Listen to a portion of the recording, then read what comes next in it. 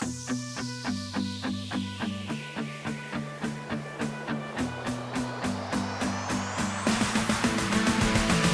à toi, j'espère que tu te portes bien. Aujourd'hui, nous allons continuer et terminer avec la quatrième vidéo portant sur les primitives des fonctions.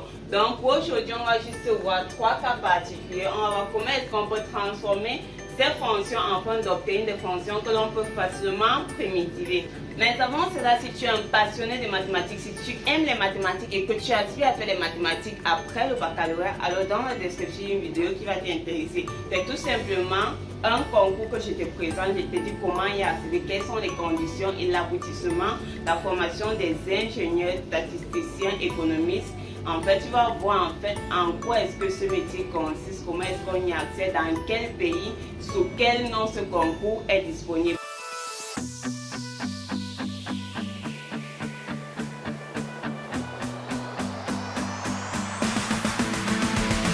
Alors, voici nos trois fonctions. On a vu quelques notions de cours dans les premières et deuxièmes vidéos. Dans la troisième, on a pris trois exemples particuliers. Et aujourd'hui encore, on va prendre trois cas particuliers pour transformer nos fonctions et arriver à quelque chose qu'on peut facilement primitiver. Alors, si j'ai cette première fonction, qu'est-ce que je fais?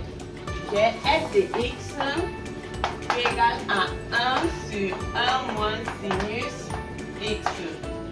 En 1, est-ce qu'elle peut facilement primitiver cette fonction? Je ne vois pas facilement quelle est la fonction qu'en dérivant peut me donner ceci. Mais qu'est-ce que je peux faire? Je peux transformer cette fonction en une expression que je peux facilement primitiver.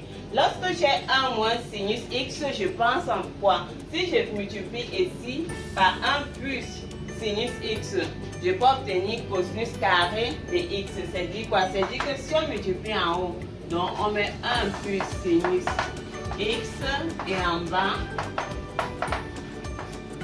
par 1 plus sinus x.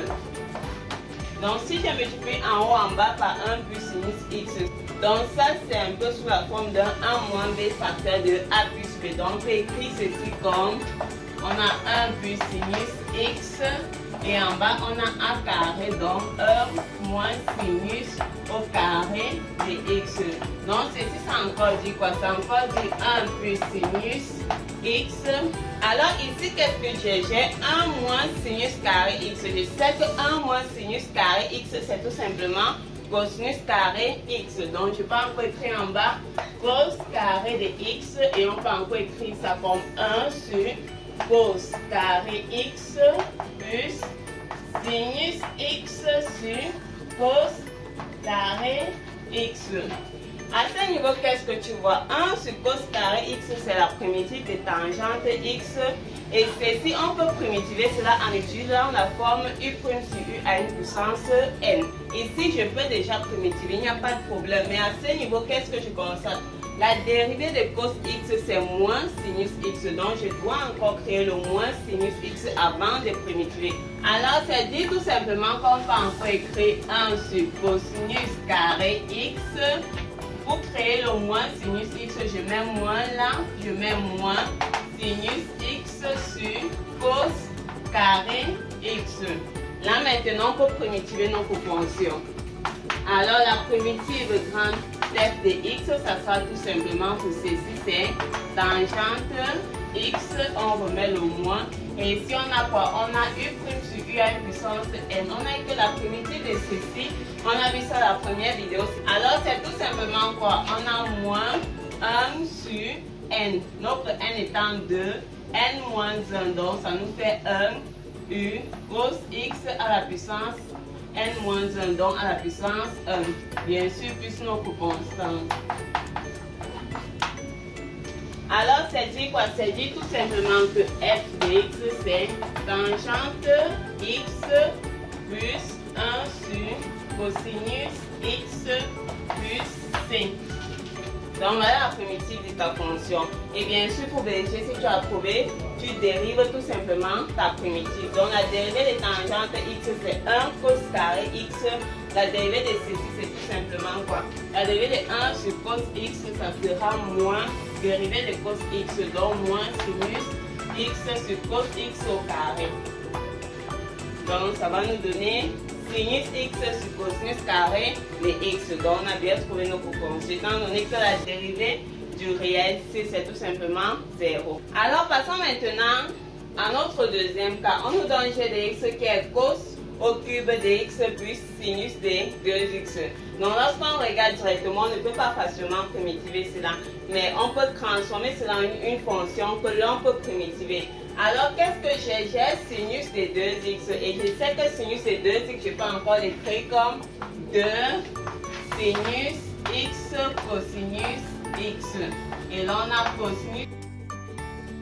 Maintenant à ce niveau, on peut écrire cette expression tout simplement comme 2 sinus x cosinus exposant 4x. Et ici, qu'est-ce qu'on remarque? Je remarque que je peux créer la forme u' fois u à la puissance r qu'on a vu lors de la première vidéo. Mais pour cela, il faut déjà créer le u'. On a notre u ici, c'est cos x et la dérivée de cos x, c'est moins sinus x. Donc, il faut créer le moins sinus x.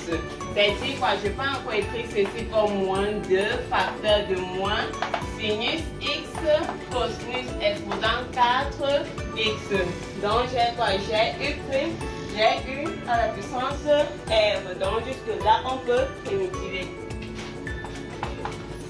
Alors notre primitive grand G de x, ça sera, on conserve le moins 2. On a dit quoi? Si j'ai u' fois u à une puissance r, je fais tout simplement, c'est 1 sur r plus 1. Donc 4 plus 1, c'est 5u. Donc cosinus x à la puissance r plus 1. Donc, c'est dit quoi? C'est tout simplement moins 2 sur 5 cos exposant 5x. Donc voilà notre g de x bien sûr avec c appartenant à r. Alors comme d'habitude pour vérifier si tu as trouvé ta primitive, tu dérives tout simplement. Donc en dérivant ceci, on va obtenir g de x.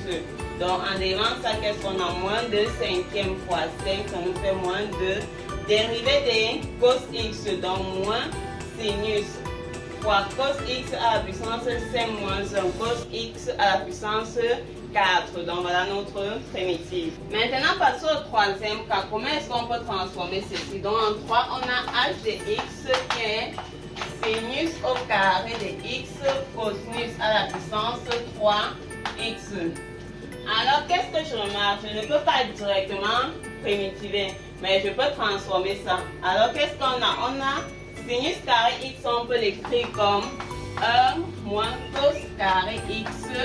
On a facteur de cosinus au cube de x. Donc voilà encore notre h de x. C'est dit quoi? C'est dit tout simplement cos au cube de x moins cos à la puissance 5x. Alors lorsque tu arrives à ce niveau, tu dois encore faire quoi? Tu dois encore transformer ces deux.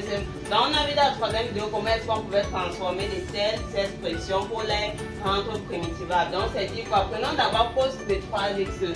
Cos 3x, je peux écrire ceci comme cos x facteur de cosinus carré x. Or cosinus carré x c'est 1 moins sinus carré x.